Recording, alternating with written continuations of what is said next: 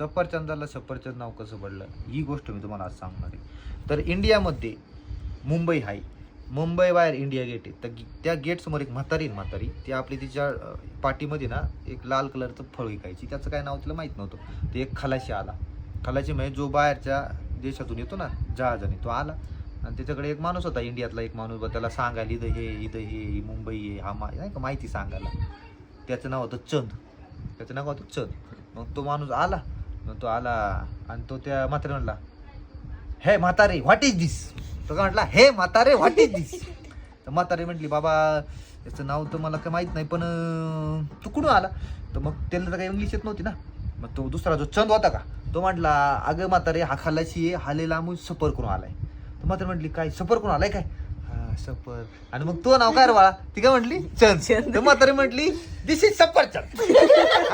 दिस is सफरचंद. तर मग म्हातारीने त्या इंग्लिश माणसाला नाव काय सांगितलं का, दिस इज सफरचंद. आणि मग ते म्हातार म्हटलं, तो जो खलाशी ना, तो खलाशी म्हटलं, ओके.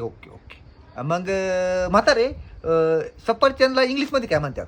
म्हातारी परत टेन्शन. म्हातारी म्हटली, आता म्हातारीला विचार केला, म्हातारीला काही इंग्लिश येत नव्हती आणि ऑलरेडी इंग्रजांनी राज्य केलं आपल्या होतं. म्हातारीला इंग्रजांचा लय राग. तर ती काय म्हणली, ॲपल.